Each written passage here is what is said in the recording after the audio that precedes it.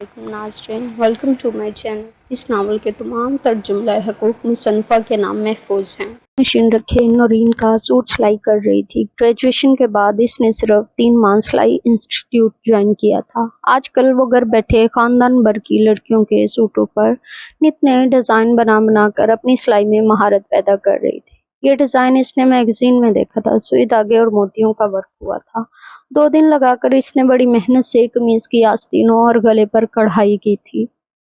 मोती भाभी ने लगा दिए थे और अब बैठी वो इसकी सिलाई कर रही थी। अम्मी अपनी बड़ी बहन वाजदा खाला की तबीयत मालूम करने गई हुई थी। गुज़िश्ता 3 रोज से शाक भाई घर नहीं लौटे थे। इनके ऑफिस जो भी किया था वो वहाँ भी नहीं मिले थे। हर कोई मायूस होकर लौटा था। शाक भाई की तरफ से इस तरजा फिक्रमंदी की वजह से वाजदा खाला बीमार पड़ गई थी। कल से इन्हें बुखार था और आज अम्मा इनकी अयादत को चली गई थी। इस वक्त घर में वो और भाभी ही थी। भाभी शाम की तैयारियों के सिलसिले में किचन में घुसी हुई थी, जबकि वो पूरी तनदेही से अपने काम में मसरूफ थी। अस्सलाम वालेकुम। वो मशीन पर झुकी हुई थी जब अपनी पुश्त पर आवाज़ सुनकर वो फौरन सीधी हुई। आने वाले को देखकर इसके होंठों पर अपनायत से लबरेज मुस्कुराहट उभर आई। वालेकुम अस्सलाम। बड़े दिनों बाद तुम्हें हमारे घर की याद आई है। नवीरा शिकवा किए बगैर न रह रही थी। जब से इसकी मंगनी हुई थी वो सिर्फ एक बार इनके यहाँ आया था और अब शक्ल दिखा रहा था। बस पढ़ाई में मसरूफ था। वो कलीन पर मशीन रखे बैठी हुई थी। वो भी जूता उतारकर इससे कुछ फासले पर कुशन पर बैठ गया था। रज़ा इस दिन के बाद आज देख रहा था। इतने दिन किस कदर वो दिल को समझा चुका था, मगर ये पागल दिल किसी भी तौर पर न माना तो वह अब मजबूर होकर यहाँ था। इसकी प्यासी नजरें नवीरा के चेहरे पर दीवानावार रक्सा थी। वो यूं टुकटुकी बांधे इसे देखे जा रहा था जैसे इसकी नजरें जन्मों से इस दीद की प्यासी हूँ। रज़ा। वो मशीन पर झुकी हुई धागा डाल रही थी। झुके झुके ही पुकारा। रज़ा को लगा जैसे इसके गिर्द घंटियां सी बज गई हो। तुम इतने दिन क्यों नहीं आए? वो पूछ रही थी। रज़ा का चेहरा खिल उठा था। आपने याद किया था? वो जैसे आसमान पर जा बैठा था। बहुत ज्यादा। इसने धागा डालकर सर ऊंचा किया था। रज़ा ने इसकी गहरी स्याह शफाफ आंखों में झांका। इसका दिल इन नैन कटोरों में डूब डूब गया था। मैं भाभी से रोज कहती थी कि तुम लोगों के यहाँ चलते हैं, मगर रोज कोई ना कोई काम आ पड़ता था। आज भी मेरा इरादा हो रहा था, मगर अम्मा वाजदा खाला के यहाँ चली गई। कमीज का कपड़ा सीधा करके वो मशीन के पैर के नीचे रख रही थी। रज़ा की नजरें इसकी सीधी मांग में उलझने लगी। आपने मुझे क्यों याद किया था? वो न जाने क्या सुनना चाहता था। जाहिर है तुम अपनी जुबान से ना कहो, मगर तुम मुझसे मेरी मंगनी पर खफा थे। तुम तो इतने अच्छे दोस्त जैसे भाई हो। तुम्हारी खुफगी मैं भला सह सकती हूँ। नवीरा ने एक लम्हे को रज़ा के एकदम जर्द पड़ते चेहरे को देखते हुए मोहब्बत से कहा था। छन छन करके रज़ा के सीने के अंदर बहुत कुछ टूटता चला गया था। इसकी आंखों में एक पर्दा सा बनने लगा। अच्छा दोस्त भाई, वो ज़ेरे लब बोला। रज़ा का दिल लहू लहू होता चला गया।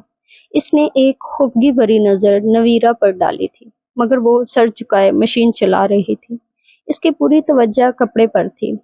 तुम्हारी अहमियत तो शायद इस कपड़े से भी कम है। वो खुद तरसी का शिकार होने लगा था।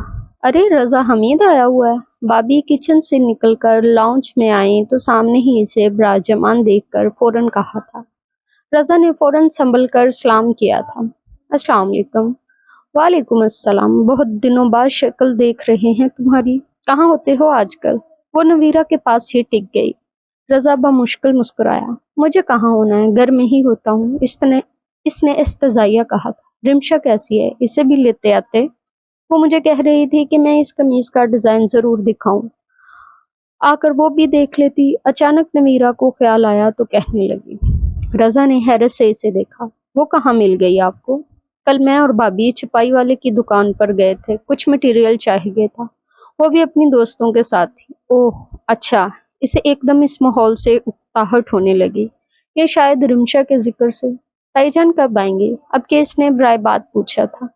अम्मी रात को आएंगे। वैसे नवीरा, ये शाख साहब कुछ खिसके हुए नहीं है? महीने में एक बार इन्हें ऐसा दौरा जरूर पड़ता है। अली को जवाब देकर भाभी ने साथ ही शाख पर भी तबसरा किया था। ऐसे तो ना कहें, अच्छे खासे हैं, बस ज़हनी तौर पर कभी डिस्टर्ब हो जाते हैं। نبیل بھائی نے بتایا نہیں کہ کس قدر خستہ حال اور برسوں کے بیمار لگ رہے تھے۔ نویرہ سب کام چھوڑ کر ایک دم افسردہ ہو گئی تھی۔ نہ جانے کیوں اسے شارک کی شخصیت کے الجھے اسرار حل کرنے کا شوق تھا۔ وہ ان سے ان کا مسئلہ پوچھنا چاہتی تھی، ان کے ذہنی خلفشار کی وجہ جاننا چاہتی تھی۔ وہ ان کے اندر تک اتر کر ان کو ازبر کر لینا چاہتی تھی۔ کبھی کبھی اس کے اندر بڑی انوکھی اور انہونی خواہش بھی کروٹ لیتی تھی کہ وہ اپنی تمام خوشیاں ان کو دے کر ان کی آنکھوں کے تمام کرب، ان کے اندر کے سارے غم، زندگی کے سارے دکھ اپنے آنچل میں سمیٹ لے اور انہیں کہے کہ شاک بھائی آپ صرف مسکرائیں، آپ مسکراتے ہوئے بہت اچھے لگتے ہیں۔ مگر وہ ان سے یہ کبھی نہ کہہ پائی تھی۔ ہر دفعہ ان سے سامنا ہونے پر صرف سوچ کر دل میں سوچ کر رہ جاتی تھی۔ انہوں نے اس کی منگنی پر جو بریسلٹ دیا تھا وہ اس وقت 20 کی کلائی میں موجود تھا۔ بریسلٹ کو انگلیوں کی پوروں سے چھوتے ہوئے اس کی آنکھوں کے سامنے شاک زمان کا بھرپور توانا اور دلکش وجیہ سراپا آسمایا تھا۔ دل نے ایک کروٹ بدلی تھی، وہ ایک دم سنبھلی تھی۔ یوں ہی گھبرا کر اس نے یہ دیکھنے کے لیے اس کی اس خود فراموشی کو کسی نے محسوس تو نہیں کیا۔ بابی کو دیکھا تھا، وہ اپنی قمیض دیکھ رہی تھی۔ اس نے دوسری نظر رضا پر ڈالی تھی، وہ اسے ہی دیکھ رہا تھا۔ اس کی نظروں میں ایک عجیب سی چمک تھی، نہ جانے کیا تھا، کون سی چیز تھی۔ نویرہ کا دل سکڑ کر سمٹا تھا۔ رضا، اس کی آواز نے رضا کا ارتکاز توڑ دیا تھا۔ نویرہ اسے کھوجنے والی نظروں سے دیکھ رہی تھی۔ وہ نظریں جھکا گیا۔ کیا بات ہے؟ میں دیکھ رہی ہوں تم آج کل کچھ الجھے بلکہ پریشان رہنے لگے ہو۔ کوئی مسئلہ ہے؟ وہ یہی اخذ کر سکی تھی سو بہت خلوص سے پوچھ بھی لیا تھا۔ اس نے ایک دم نفی میں گردن ہلائی۔ نہیں، بالکل نہیں، میں تو شاک بھائی کے بارے میں سوچ رہا تھا۔ اس نے ایک دم بات پلٹ دی تھی۔ نویرہ کو یقین تو نہ آیا مگر اس نے اپنی کھوجتی نظریں بھی ہٹا لی تھی۔ اچھا اب میں چلتا ہوں۔ وہ اٹھ کھڑا ہوا تھا جیسے بھاگنے کو ہو۔ بیٹھو تو صحیح، کھانا بس تیار ہی ہے، کھا کر ہی جانا۔ بابی نے ہی اسے روکا تھا۔ نہیں بابی، مجھے گھر جا کر پڑھنا بھی ہے، چلتا ہوں، پھر کبھی آؤں گا، اللہ حافظ۔ عجلت میں کہتا وہ لمبے لمبے ڈگ بڑھتا وہاں سے نکل گیا تھا۔ بابی، آپ نے محسوس کیا کہ رضا کچھ بدل گیا ہے؟ پہلے تو جب بھی آتا تھا ایک ادم مچائے رکھتا تھا، خاموش تو بیٹھا ہی نہیں جاتا تھا اس سے، زبان ہر وقت چلتی رہتی تھی۔ پچھلی مرتبہ دعوت میں بھی چپ چاپ کھویا کھویا سا رہا تھا اور اب بھی ایک ہی جگہ پر بیٹھ کر چلا گیا ہے اور بات چیت بھی بس برائے نام ہی کی ہے۔ مجھے لگتا ہے اس کے ساتھ کوئی مسئلہ ہے جسے وہ کسی کے ساتھ شیئر نہیں کرنا چاہتا، ورنہ مجھے تو ضرور بتاتا۔ خیر میں بھی پتہ کروا لوں گی، آخر وہ پریشان کیوں ہے، وہ بابی سے کہہ رہی تھی۔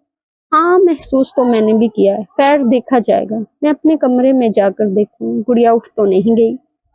بابی بھی اٹھ کر چلی گئی تھی۔ وہ بھی ایک بار پھر مشین پر جھک گئی تھی، اسے آج ہی یہ قمیض مکمل کرنا تھی۔ اگلے دن فرح اور علی اپنے اپنے کالج روانہ ہو گئے تھے۔ رات نفیسہ آپا یہی ٹھہری تھی۔ طاہرہ کا خیال تھا کہ وہ چلی جائیں گی مگر رات ان کے ٹھہرنے کا پروگرام دیکھ کر وہ خون کے گھونٹ پی کر رہ گئی تھی۔ اب صبح سے لے کر عثمان احمد، سمان احمد، سعید احمد سمیت باقی لوگ بھی ان کے ساتھ ہی لگے ہوئے تھے۔ وہ بظاہر کچن میں ماجدہ کے ساتھ مصروف رہی تھی مگر سارا وقت وہ جلتی گڑتی رہی تھی۔ خدا خدا کر کے علی اور فرح کے بعد سمان احمد بھی اپنے آفس کے لیے روانہ ہوئے تھے۔ انہوں نے سکھ کا سانس لیا۔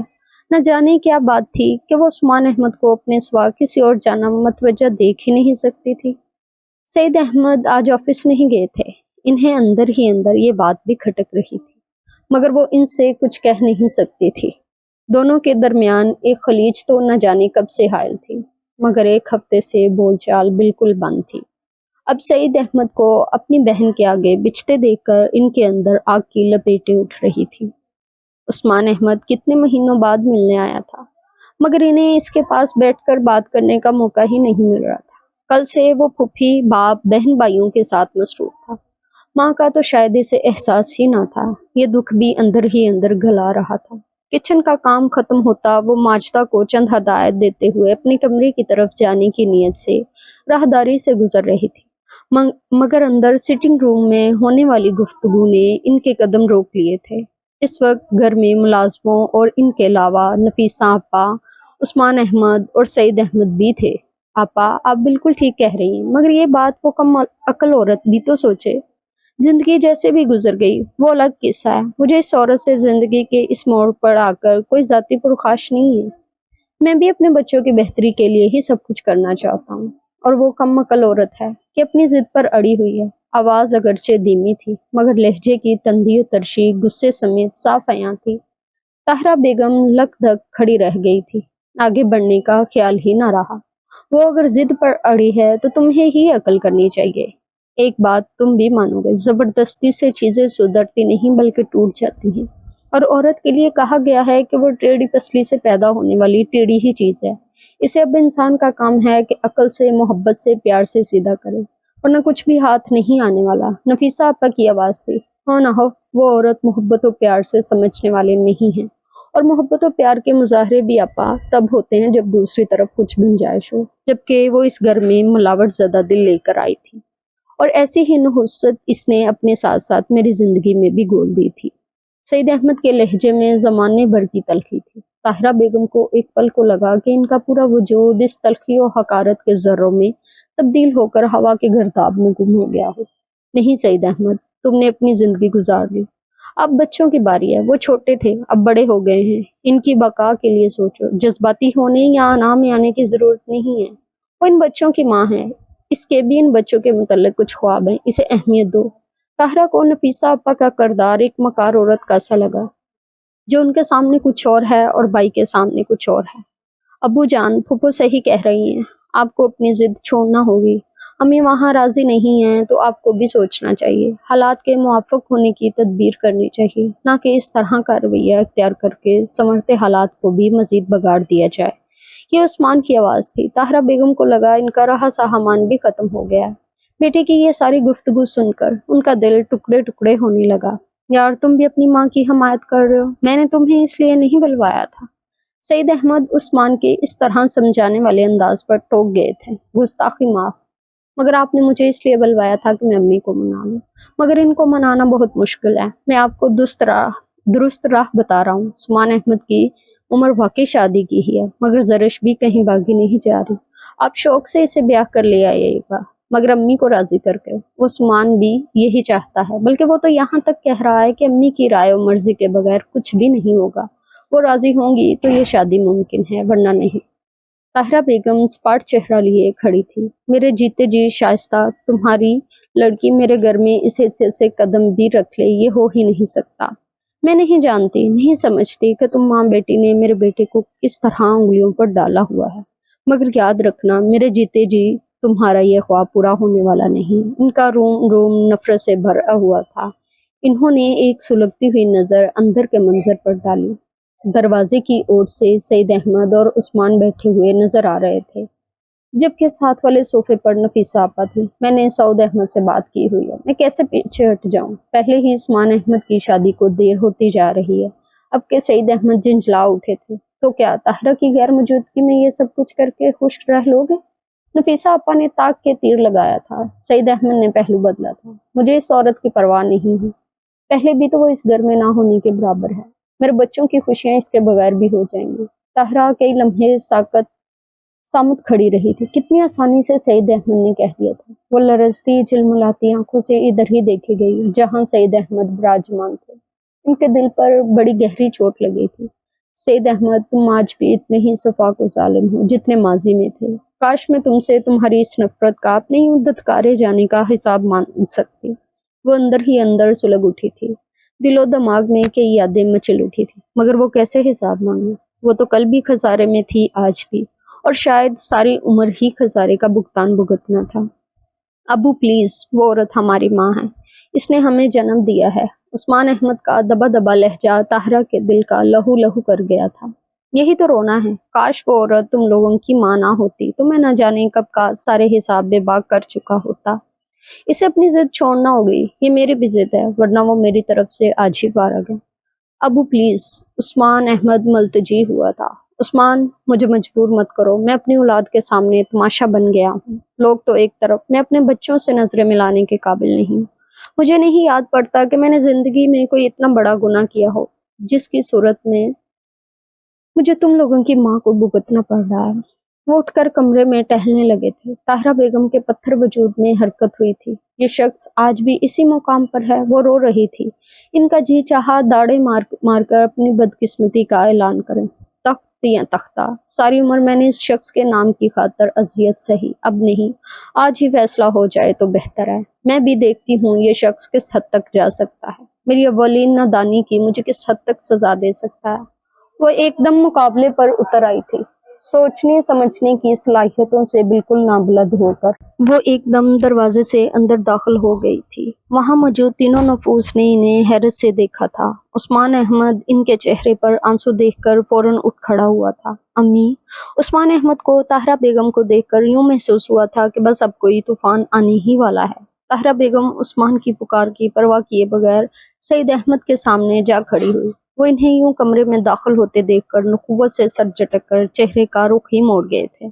آپ کو آج جو بھی فیصلہ کرنا ہے وہ کر لیں، میں بھی دیکھوں اپنی بہن اور بیٹے کی شاہ پا کر آپ کس حد تک جا سکتے ہیں۔ انہیں کسی چیز کا اب خوف یا ڈر نہ تھا، بے خوف و خطر لہجے میں کہہ رہی تھی۔ نفیسہ آپا ڈر کر آگے بڑھ آئی۔ میں تمہارے منہ نہیں لگنا چاہتا، انہوں نے حقارت سے کہا تھا۔ عثمان تڑپ کر آگے بڑھا تھا۔ ابو جی پلیز، اسے ماں کی یوں برملا تذلیل برداشت نہ ہوئی تھی۔ تو پھر اپنی ماں سے کہو وہ میرے سامنے نہ آیا کرے، اسے سامنے دیکھتا ہوں تو مجھے اپنے شدید نقصان کا احساس ہوتا ہے۔ شکر کرے ابھی بھی یہ میرے نام پر میرے گھر میں آباد ہے۔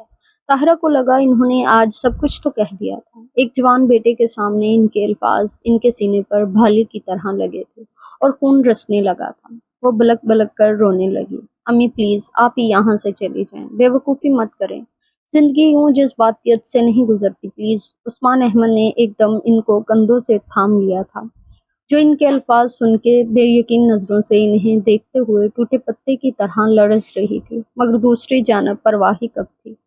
عثمان پوچھو ان سے کیا قصور تھا میرا، میری ساری اولاد کو میرے خلاف ورگلا دیا ہے اور اب بھی اسے سکون نہیں، جو جرم تھا اس کا اقرار ساری عمر کیا، اب کیا چاہتے ہیں یہ۔ وہ پھٹ پڑی تھی۔ عثمان احمد کچھ نہیں سمجھ پایا تھا، بس ماں کو کندھوں سے تھام کر ساتھ لگا لیا تھا۔ عثمان اسے یہاں سے لے جاؤ، یہ چاہتی ہے کہ اس کی عزت اس کا بھرم برقرار رہے تو میرے سامنے سے چلے جائے، ورنہ بہت برا ہو سکتا ہے۔ وہ خود پر بہت ضبط کر رہے تھے۔ خاموش کھڑی نفیسہ آپا نے تعصب سے دونوں کو دیکھا اور پھر عثمان کی موجودگی پر انہیں گھورا بھی۔ آفرین ہے تم پر بھی سعید احمد، طاہرہ تو اس وقت جذباتی ہو رہی ہے، کم از کم تم ہی ہوش کے ناخن لو، انہوں نے اس کی آتش فشاں موڈ کو دیکھتے ہوئے ٹوکا تھا۔ ساری عمر یہی تو کرتا آ رہا ہوں۔ طاہرہ بیگم عثمان کے حصار میں زاروں کا تار رو رہی تھی۔ وہ ایک نگاہ غلط ڈال کر تیزی سے قدم اٹھاتے باہر نکلتے چلے گئے تھے۔ ان کے باہر نکلنے پر نفیسہ آپا نے سکون کا سانس لیا، ورنہ ان کا دل کانپ رہا تھا کہ کہیں طاہرہ کی جذباتی طبیعت سعید احمد کے منہ سے برسوں سے پردہ پوشی کرتے راز کو ہی تشت ازبام نہ کر دے۔ طاہرہ، انہیں بہت دکھ ہو رہا تھا۔ وہ آگے بڑھ کر طاہرہ کو تسلی دینا چاہتی تھی، مگر وہ ان کے کچھ بولنے سے پہلے ہی پھٹ پڑی تھی۔ نام نہ لے میرا، مل گیا سکون آپ کو بھی، آگ لگائی ہوئی ہے مل کر آپ نے بھی اور اس عورت نے بھی۔ اب وہ جو چکر چلا رہی ہے کبھی کامیاب نہیں ہونے دوں گی میں، اس کی بیٹی کو آگ لگا دوں گی جس طرح میرے اندر لگی ہوئی ہے، مکار عورت، وہ چیخ چیخ کر کہہ رہی تھی، اور پھر عثمان احمد کے بازو جھٹک کر وہ کمرے سے ہی نکل گئی تھی۔ نفیسہ آپا کی آنکھیں بھر آئیں۔ عثمان بھی گنگ کھڑا تھا، پھر اس نے حرکت کی تھی۔ پھپھو، عثمان کی آنکھوں میں سوچ کی پرچھائیاں تھیں۔ انہوں نے آنسو پوچھے۔ امی، ابو جان اور شائستہ چچی میں آخر ایسی کون سی بات ہے جس نے نوبت یہاں تک پہنچا دی ہے؟ بچپن سے لے کر اب تک امی ابو کی ہر لڑائی میں شائستہ چچی اور چچا کے ذکر کے ساتھ کچھ مبہم سی باتیں، پرتجسس باتیں بھی سننے کو ملی ہے۔ خود سے بڑھ کر کبھی جاننے کی کوشش نہیں کی کہ اس سے باپ کا بھرم ٹوٹ جاتا ہے۔ صرف برم ہی نہیں، دل بھی ٹوٹ جاتے ہیں۔ امی اور ابو کو ہم اچھی طرح جانتے ہیں، سمجھتے ہیں۔ آج آپ مجھے وہ بتائیں جس نے دلوں میں اس قدر نفرت کاشت کر دی ہے کہ اولاد بھی اسے ختم نہیں کر پا رہی۔ پلیز پھپھو، مجھ سے چھپائیں نہیں، اب ہم بچے نہیں ہیں، کم از کم میں نہیں، میں اپنی ایک زندگی شروع کر چکا ہوں۔ یہ نفرت کی کاش یہاں رکنے والی نہیں ہے، اس کے اثرات بہت آگے تک جائیں گے۔ مجھے علم ہونا چاہیے کہ اس نفرت کی بنیاد کیا ہے اور کیوں کر ہے۔ وہ نفیسہ پھپھو کے سامنے ایک سوالیہ نشان بنا کھڑا تھا۔ انہوں نے ایک لحظہ کوئی اسے دیکھا تھا، پھر نظریں چرا گئی۔ اسی دن سے تو وہ ڈرتی تھی، مگر سعید احمد اور طاہرہ بیگم دونوں کی اس کی پرواہ نہیں تھی۔ کوئی بات نہیں ہے، تمہیں وہم ہو رہا ہے، انہوں نے ٹالنا چاہا۔ پھپھو پلیز، امی ابو جس طرح کے الفاظ بول رہے تھے، کم از کم آپ تو مت جھٹلائیں۔ ابو اگر باہر نہ نکل جاتے تو آج یہ راز بھی فاش ہو جاتا۔ مجھے بہلائیں نہیں پلیز۔ کیا بتاؤں عثمان، مجھے مجبور نہیں کرو، وقت ابھی نہیں آیا، جب آئے گا تم لوگوں کو خود بخود ہی پتہ چل جائے گا۔ بس شکر کرو کہ ایک قیامت آتے آتے ٹلی ہے۔ صوفے پر ٹکتے اپنے آنسو پونچھتے انہوں نے رندی ہوئی آواز میں کہا تھا۔ عثمان چند لمحے لب بینچے کھڑا دیکھتا رہا، مگر پھر تیزی سے کمرے سے نکلنے لگا تھا جب وہ پیچھے سے کہہ رہی تھی، اپنی ماں سے پوچھو گے تو وہ کبھی نہیں بتائے گی۔ کوئی بھی والدین گوارا نہیں کرتے کہ ان کی اولاد کی نظروں میں ان کا بھرم ٹوٹے۔ اگر انہوں نے تم بچوں کو بتانا ہی ہوتا تو نوبت یہاں تک آتی ہی کیوں؟ جو کچھ ہو رہا ہے اسے وقت پر چھوڑ دو، وقت سب سے بڑا استاد ہے، وہ تمہیں سب کچھ سکھا دے گا۔ عثمان نے پلٹ کر ناراض نظروں سے انہیں دیکھا۔ یہاں سب تمہاری ماں اور باپ کے خیر خواہ ہیں، اگر کچھ معلوم کرنے کا اتنا ہی شوق ہے تو کیسرا سے دریافت کرنا، مگر پھر اپنے ماں باپ سے ملنے کی کوشش مت کرنا، کیونکہ ان کے سر تمہارے سامنے ہمیشہ جھکے ہی رہیں گے۔ غلطی کا احساس وہ نہیں ہوتا جس کی نشاندہی دوسرے کرے، بلکہ احساس ندامت اور غلطی کا احساس وہ ہوتا ہے جو دل میں پیدا ہو۔ اپنے ماں باپ کو ان کے حال پر چھوڑ دو، جب ان کو اپنی اپنی غلطیوں کا احساس ہوگا تو سب ٹھیک ہو جائے گا۔ وہ اپنے بھیگے چہرے کو دوپٹے کے پلو سے صاف کرتے ہوئے کہہ رہی تھی۔ عثمان احمد خاموشی سے آ کر ان کے پاس صوفے پر بیٹھ کر کندھے پر اپنا سر رکھ گیا تھا۔ I'm sorry پھپھو، مگر میرا مقصد ان دونوں کے درمیان رنجشوں کو ختم کرانا ہے، نہ کہ ان کو ندامت سے دوچار کرنا ہے۔ انہوں نے عثمان کے بالوں میں انگلیاں پھیری تھی۔ سب اللہ پر چھوڑ دو، ہم سے جو ہو سکا ہم نے کیا، آگے وہ جانے اور اس کا کام، انہوں نے بہت ضبط سے کہا تھا۔ عثمان بس ان کو دیکھتا چلا گیا تھا۔